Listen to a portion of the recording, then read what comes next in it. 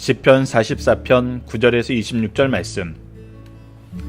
그러나 이제는 주께서 우리를 버려 욕을 당하게 하시고 우리 군대와 함께 나아가지 아니하시나이다. 주께서 우리를 대적들에게서 돌아서게 하시니 우리를 미워하는 자가 자기를 위하여 탈취하였나이다. 주께서 우리를 잡아먹힐 양처럼 그들에게 넘겨주시고 여러 민족 중에 우리를 흩으셨나이다.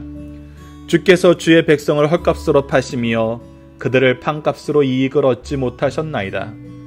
주께서 우리로 하여금 이웃에게 욕을 당하게 하시니 그들이 우리를 둘러싸고 조소하고 조롱하니이다. 주께서 우리를 무백성 중에 이야깃거리가 되게 하시며 민족 중에서 머리 흔들음을 당하게 하셨나이다. 나의 능력이 종일 내 앞에 있으며 수치가 내 얼굴을 덮었으니 나를 비방하고 욕하는 소리 때문이요 나의 원수와 나의 복수자 때문이니이다. 이 모든 일이 우리에게 임하였으나 우리가 주를 잊지 아니하며 주의 언약을 어기지 아니하였나이다. 우리의 마음은 위축되지 아니하고 우리의 걸음도 주의 길을 떠나지 아니하였으나 주께서 우리를 승냥이의 처소에 밀어 넣으시고 우리를 사망의 그늘로 덮으셨나이다. 우리가 우리 하나님의 이름을 잊어버렸거나 우리 손을 이방신에게 향하여 폈다면 하나님이 이를 알아내지 아니하시리까? 무릇 주는 마음의 비밀을 아시나이다. 우리가 종일 주를 위하여 죽임을 당하게 되며 도살할 양같이 여김을 받았나이다. 주여 깨소서. 어찌하여 주무시니까? 일어나시고 우리를 영원히 버리지 마소서. 어찌하여 주의 얼굴을 가리시고 우리의 고난과 압제를 잊으시나이까? 우리 영혼은 진토 속에 파묻히고 우리 몸은 땅에 붙었나이다. 일어나 우리를 도우소서. 주의 인자심으로 말미암아 우리를 구원하소서. 아멘. 안녕하세요. 승리한상 가족 여러분. 오늘은 시편 44편 9절에서 26절 말씀입니다. 제목은 위난 속에서 도우심을 간구하는 성도가 되자입니다. 지난주 금요일 말씀과 연결된 말씀으로 9절로 16절까지는 고통과 수치, 그리고 17절에서 22절은 무죄를 요구하고 23에서 26절에서는 구원을 위한 기도를 드리고 있습니다. 특히 이 말씀은 지난주 금요일 말씀을 우리가 다시 한번 묵상하는 것이 중요합니다. 지난주 우리 말씀에서는 하나님께서 말씀하시고 우리 조상들을 통해서, 우리 부모들을 통해서, 우리 스승들을 통해서 하나님의 역사하심을 배우게 하셨어요. 그리고 그것을 우리 민족의 역사를 통해서 배우게 하셨어요. 그리고 이것이 현재 우리 삶에 진실하게 적용되고 있음을 알아요. 그래서 나는 내 활을 의지하지 아니할 것이라. 내 칼이 나를 구원하지 못하리로다. 오직 주께서 우리를 우리 원수들에게서 구원하시고 우리를 미워하는 자로 수치를 당하게 하셨나이다라고 고백하게 하셨어요. 그리고 8절에서는 우리가 종일 하나님을 자랑하였나이다. 우리는 하나님의 이름을 영원히 감사하리이다. 그러면서 하나님께 찬양드리는 민족임을 고백하고 이것을 감사하고 있어요. 그런데도 우리에게 무엇이 올 수 있습니까? 우리에게 환난과 핍박이 올 수 있습니다. 위난이 올 수 있어요. 자, 9절 말씀을 보도록 하겠습니다. 그러나 이제는 주께서 우리를 버려. 자, 우리에게 하나님의 역사하시는 역사적 증거가 있었어요. 이 역사적 증거에는 말씀이 있었고 시대의 확인이 있었고 시대의 적용이 있었어요. 그러니까 우리가 과거 역사를 보면 이 내용을 확인할 수 있었고 이 내용이 현재에도 적용되고 있음을 깨달을 수 있었어요. 그런데도 불구하고 우리가 어떻게 됐어요? 주께서 우리를 버려 욕을 당하게 하시고 우리 군대와 함께 나아가지 아니하시나이까? 우리의 군대가 패배하게 돼요. 우리 군대가 욕을 먹게 돼요. 그것이 왜 그래요? 주께서 버리셨기 때문이에요. 자, 9절에서 14절까지 말씀을 봅시다. 주께서.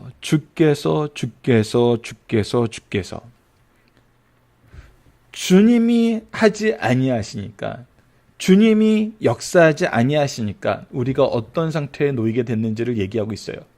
자, 봅시다. 우리를 대적들에게서 돌아서게 하시니, 우리를 대적들에게서 돌아서게 했다는 것은 우리가 맞대어 싸우고 있는데 돌아서서 어떻게 됐다? 패주해서 도망가고 있다는 거예요. 우리로 하여금 패배하게 하셨다는 거예요. 우리를 미워하는 자가 자기를 위하여 탈취하나이다. 그리고 우리를 공격하는 자들은 어떤 공의가 없어요. 어떤 합리적인 이유가 없어요. 자기들을 위해서 우리를 괴롭히고 탈취할 뿐이에요. 11절입니다. 주께서 우리를 잡아먹힐 양처럼 그들에게 넘겨주시고, 양은 어떤 방어 능력도 공격 능력도 없는 그런 존재예요. 그래서 하나님이 목자가 넘겨주면은 더 이상 방법이 없어요. 마치 그렇게 잡아먹힐 양처럼 우리를 넘기셨다는 거예요. 여러 민족 중에서 우리를 흩어지게 하셨다는 거예요. 근데 이것이 어떤 거냐면, 주께서 우리를 헐값으로 파시며 그들을 판값으로 이익을 얻지 못하셨나이다. 하나님께서 우리를 어떤 하나님의 이익을 위해서 넘겨준 것이 아니라 하나님께도 전혀 이익이 안 되는 모습이었다는 거예요. 주께서 우리로 하여금 이웃에게 욕을 당하게 하시니 그들이 우리를 둘러싸고 조소하고 조롱하나이다. 그래서 우리가 어떤 상태에 있어요? 욕먹는 상태에 있어요. 조롱받는 상태에 있어요. 비웃음 사는 상태에 있어요.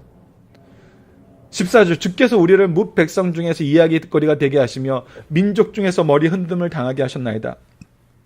이야기거리가 되겠다는 건 뭐예요? 야, 쟤네들 옛날에는 하나님이 역사하셔서 하나님이 도와주셔서 그렇게 잘되고 장수하고 강해졌다고, 하나님만이 나의 힘이라고, 우리에겐 승리가 있다고 그렇게 얘기하던 자들 아니냐? 근데 왜 쟤네들 지금은 왜 이렇게 되지? 그런 이야기거리가 되겠다는 거예요. 그리고 머리 흔듦을 당하게 되었다는 거예요. 야, 참 쟤네들도 안 되겠구나. 쟤네들이 하는 일은 안 되는 거구나. 머리를 절레절레 흔들게 되었다는 거예요. 나의 능력이 종일 내 앞에 있으며 수치가 내 얼굴을 덮었나이다. 그래서 내가 무슨 상태에 있어요? 능력과 수치가 나를 뒤덮은 상태에 있어요. 나를 비방하고 욕하는 소리 때문이요, 나의 원수와 나의 복수자 때문이다. 이런 자들이, 나를 능력하고 수치를 당하게 하는 자들이 어떤 사람들이 아니냐면 바로 나의 원수들이고 나에게 복수하고 싶어하는 사람이에요. 자, 나의 원수, 나의 복수자, 우리가 그동안 다윗의 시를 통해서 계속 봤던 건 뭐예요? 그들이 악을 행했을 때 하나님의 공의의 심판을 통해서 그들을 심판하시고 우리를 구원했을 때 그들은 심판자가 됐던 위치였고 나는 구원자가 되었던 위치예요. 그들이 나를 미워하는 까닭은 뭐였냐면 내가 하나님의 뜻을 행하기 때문이었어요. 하나님께 영광 돌리는 삶을 살고 싶었기 때문이에요. 즉 그들의 죄악에 동참하지 않았기 때문이에요. 그래서 나의 원수와 나의 복수자들은 정말 항상 악을 행하던 사람들이 많아요. 근데 그들에게 나를 넘겨주셨는데 누구께서? 주께서. 자, 우리가 17절 이하 말씀, 우리가 위크스터디에서 17절 말씀을 봤는데 이것은 우리에게 두 가지 의미가 있습니다. 첫 번째는 시인에게 이것이 두 가지 의미가 있다는 건 무슨 뜻이냐면 시인이 하나님의 절대 주권을 믿고 있다는 거예요. 하나님의 절대 주권을 의지하고 있기 때문이라는 거예요. 시인은 이 일이 이 원수들의 강함과 원수들이 어떤 계략에 의해서 이루어진 거라고 생각하지 않아요. 누가 허락했기 때문에 이루어지는 것으로 봐요? 주께서 허락하셨기 때문에. 주께서 허락하셨기 때문이라는 걸 알아요. 그래서 이 일을 해결하는데 이 원수자들, 복수자들, 나를 괴롭히는 자들, 내를 욕하는 자들, 이 사람들하고 해결하려고 그러는 것이 아니라 누구를 의지해요? 주께서 허락하셨기 때문에 주께서 해결해 주실 것을, 이 두 가지가 의미가 있는 거예요.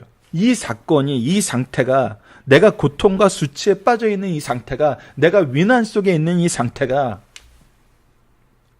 주께서 허락하셨기 때문이고 이 일을 해결하기 위해서는 주님께서 해결해 주셔야 된다는 거예요. 주님을 의지해야 된다는 거예요. 이 두 가지 의미가 바로 9절에서 16절까지의 말씀이란 거예요. 이것이 우리가 인생을 보면서 환난과 핍박 속에서 가지게 되는 신앙적인 기준이에요. 믿음의 역사예요. 삶을 바로 보는 원리예요.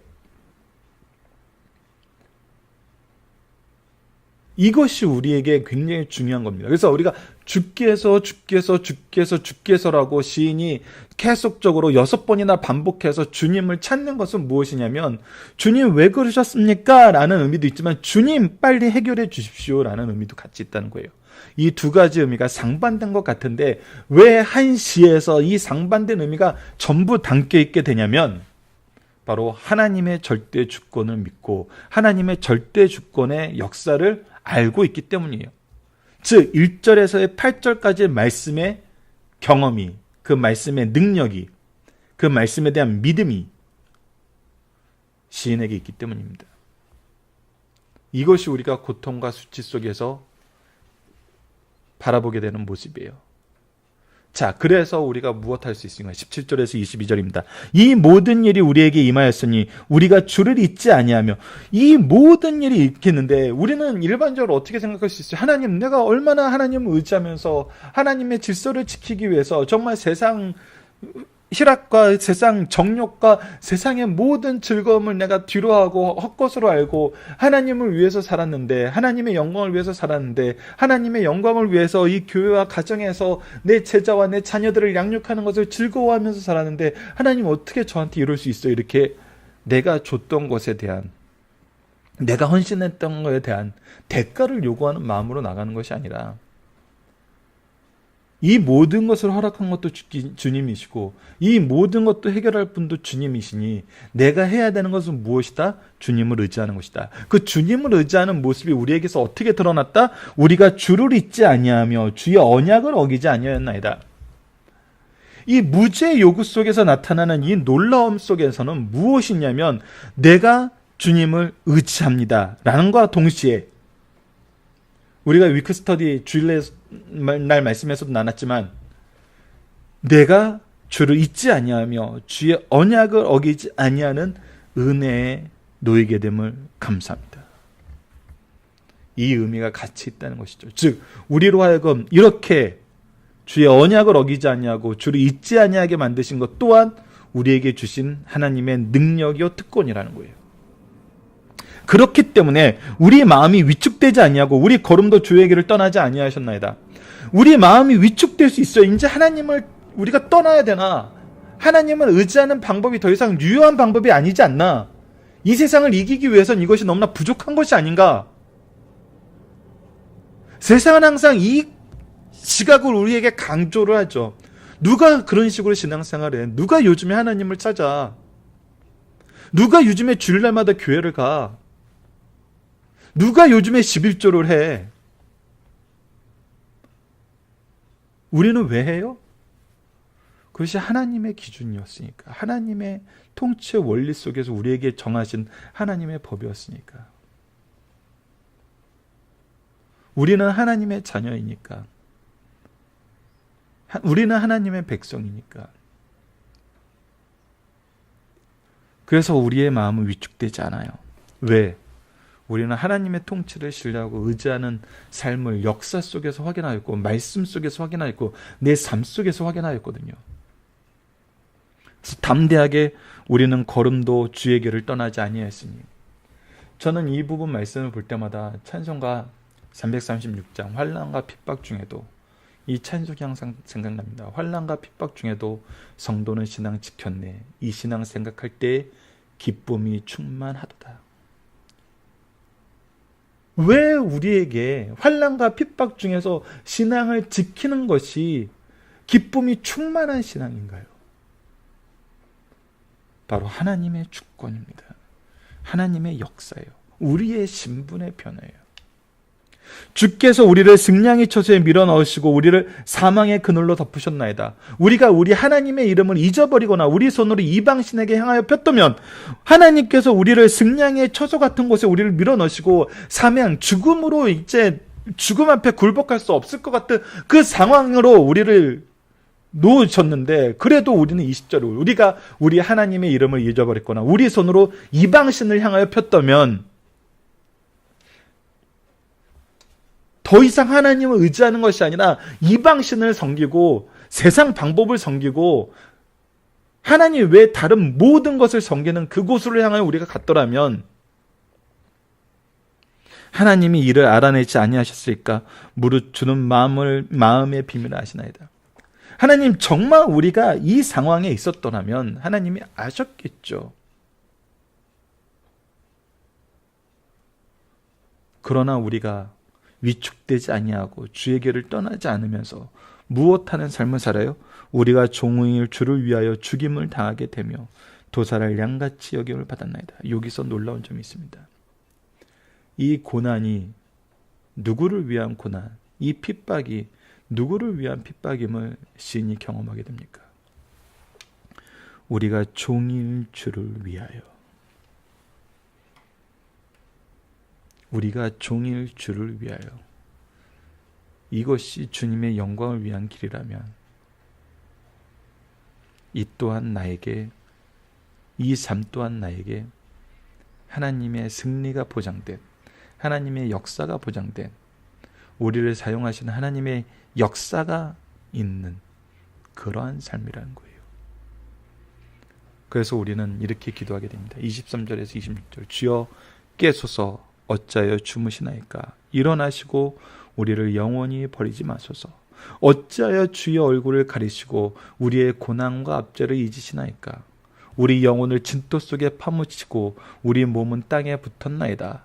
일어나 우리를 도우소서. 주의 인자하심으로 말미암아 우리를 구원하소서. 자, 주의 인자하심, 주의 사랑하심입니다.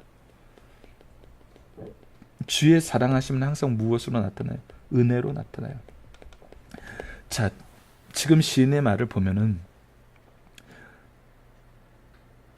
우리가 이 내용이 정말 왜 기독교가 은혜의 종교이고 우리가 하나님 앞에 바로 서는 모습이 무엇인지를 보여주는 정말 놀라운 말씀인지 보여줍니다.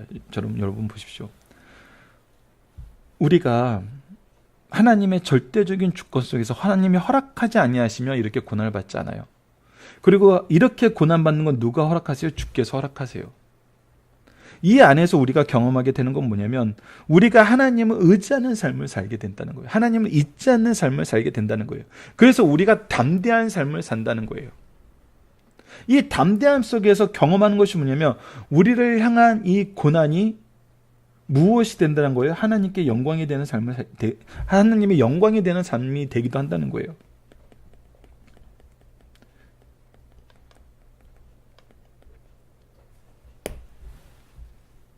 그 속에서 우리는 여전히 그래도 무엇을 간구해요? 구원을 간구해요. 근데 구원을 간구하는 우리가 이렇게 고난다는 것이 하나님의 영광을 위한 것임을 경험한 우리가 그래도 여전히 무엇을 의지해요? 하나님의 은혜를 의지해요. 하나님의 은혜를 의지한다는 건 뭐예요?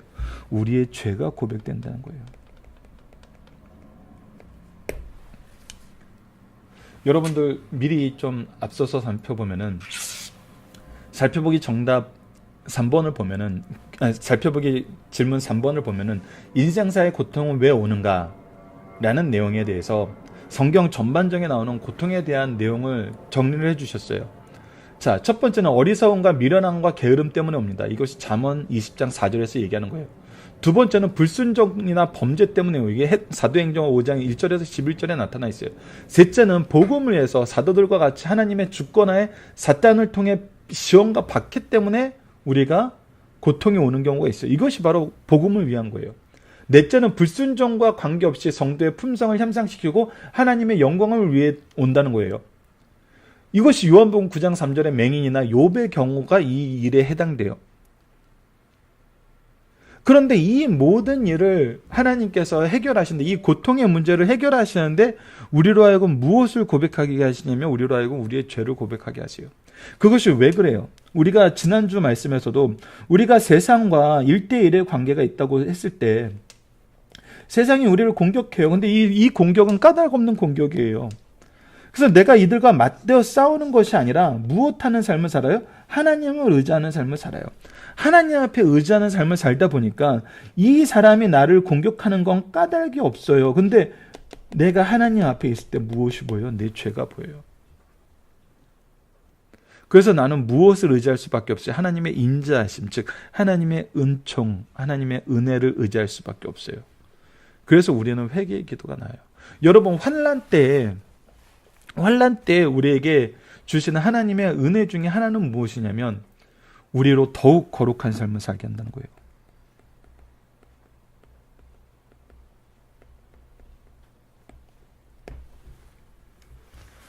더욱 거룩한 삶을 살게 하는 데는 이것이 우리의 삶 속에 유익하기 때문이에요. 우리가 편안하게 신앙생활 할 때가 있어요. 어떻게 보면 제가 70년대생인데 제가 70, 80년대가 우리 한국 사회에서는 굉장히 처절한 시대였지만 어떻게 보면 신앙생활 하는 데는 굉장히 평안한 세대였어요. 하나님을 의지하는 것이, 하나님을 인정하는 것이 어려운 사회가 아니었어요.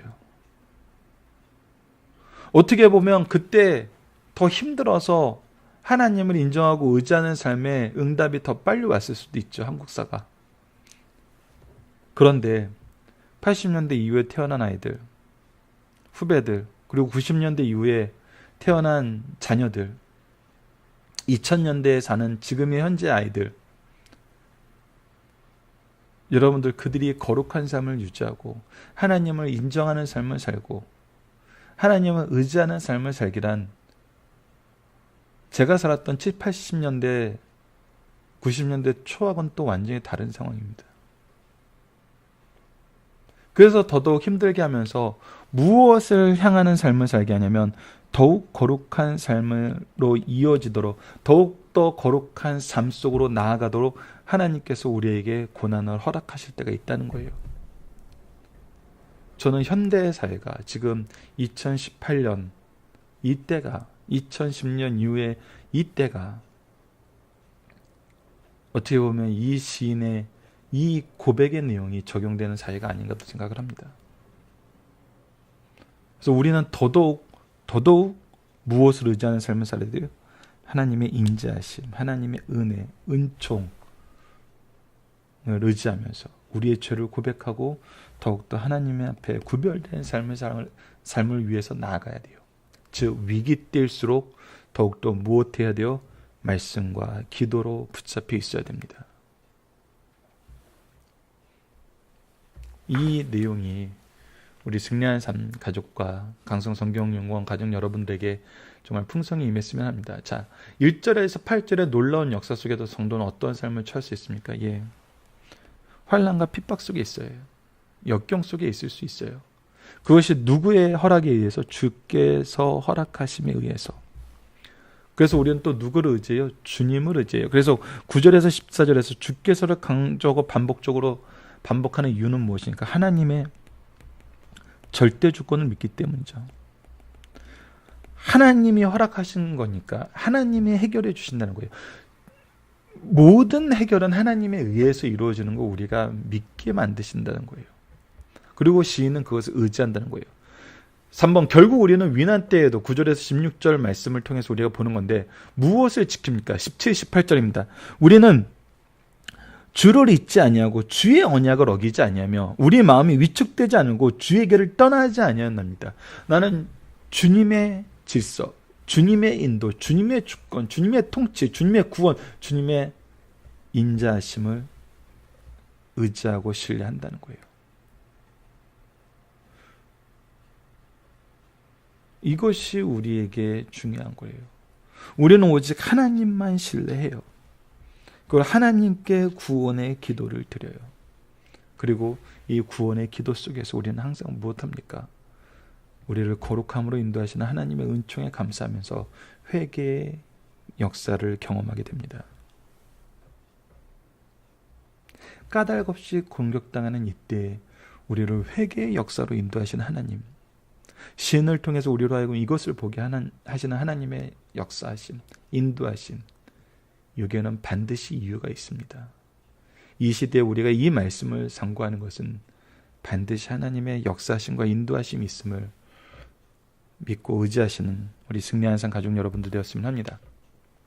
중심상을 봅시다. 이해되지 않는 고난 중에도 성도는 하나님의 주권적 섭리를 믿고 인내해야 한다. 우리는 때때로 고난받는 이유를 알 수 없을 때가 있다. 그러나 하나님이 하시는 일은 다 이해할 수 없더라도 원망하지 말고 인내하며 기도해야 한다. 우리의 행복과 불행이 하나님 주권하에 있다는 신앙을 가질 때 오늘의 고난이 나에게는 연단이요 하나님께는 영광이 된다. 이것이 너무 놀랍다는 겁니다. 이러한 성도는 모든 것이 합력하여 선을 이루게 됩니다. 로마서 8장 27절 28절 말씀. 이것이 우리에게 적용된다는 것입니다. 두 번째, 구원은 은혜이지만 고난의 때를 위해 선행을 저축하는 삶을 살자. 우리가 하나님의 백성으로 택함을 입은 것은 우리의 목적 달성을 위한 것이 아니라 하나님의 영광을 위한 것입니다. 이 부분이 분명히 구분될 수 있어야 돼요. 이 부분이 무엇이 다른지를 알아야 돼요. 이 겉으로는 똑같아 보일 수 있어요. 내 목적을 달성하기 위해 내가 경건의 삶을 산다고 얘기할 수 있어요. 하지만 그건 틀린 거예요. 그거는 오히려 하나님의 의를 모르는 거고 하나님의 지혜를 모르는 거고 하나님의 신뢰하는 것이 아니에요. 우리는 하나님의 영광을 위해서 살아요. 하나님께서 우리에게 주시는 승리의 역사를 통해 하나님의 능력을 체험하였다. 고난의 역사를 통해 하나님의 섭리를 배워야 온전한 성도가 될 수 있어요. 고난 당할 때 깨끗한 양심이 하나님께 호소할 수 있는 힘을 제공해 준다는 사실을 경험하였다면 평소에 바르게 살 것을 보여주시는 말씀입니다. 우리가 절대 떠나야 되지 않는 것은 바로 이 경건에 이르는 삶, 하나님의 구별하시는 거룩한 삶. 세 번째, 주 안에 있는 성도는 모든 일, 고난까지도 협력하여 선을 이룹니다. 우리는 역경에 처할 때 우리 영혼을 새롭게 각성하게 되고 하나님과 우리 사이를 새롭게 정립하게 됩니다. 그러나 멸망의 자식들은 행복할 때는 하나님을 찬송하나 고난 중에는 자기를 학대하고 하나님을 원망해요. 고난에 대한 성도의 태도는 신앙의 기본과 성숙도를 측정하는 바로미터가 된다는 사실을 깨닫게 하시는 말씀입니다. 여러분, 살펴보기 정답, 특히 이 인생사의 고통이 왜 오는가 조금 전에 나눴던 그 내용 여러분들께서 다시 한번 말씀을 찾아보면서 확인해 주시기 부탁드리고요. 자, 적용합니다. 오늘 말씀에서 경험한 위난 속에서 주님 의지하는 성숙한 신앙인들이 신적 기관이 가정과 교회에서 감당할 사역은 무엇이며 이 사역이 중요한 이유는 무엇입니까? 환난과 핍박 속에서도 우리는 무엇을 지켜요? 말씀을 지켜요. 신앙을 지켜요. 하나님을 의지하며 하나님께 나아가고 하나님께 범죄하지 않으며 그것을 머뭇거리지 않고 다른 것을 찾지 않아요. 근데 왜 이것이 중요할까요? 이것이 하나님께서 영광 받으시는 길이고 이것이 우리를 거룩함으로 인도하시는 하나님의 역사가 될 수 있기 때문이에요. 교회가 어려울 때, 가정이 어려울 때 누구를 통해서 이 문제를 해결하세요? 말씀과 기도를 집중하는 사람들 통해서 해결하세요. 하나님은 다른 사람들 통해서 해결하지 않으세요. 비록 내가 목사라 그러고 비록 내가 가장이라 그래도 내가 말씀과 기도로 하나님 앞에 무릎 꿇지 않으면 하나님께서 날 통해 역사하지 않으세요. 날 통해 회복시키지 않으세요. 오히려 나를 더 낮추시고 나를 더 공고하게 놓으실 수 있어요. 그래서 회복의 역사는 바로 하나님의 말씀을 의지하는, 신뢰는 항상 무엇으로 이어집니까?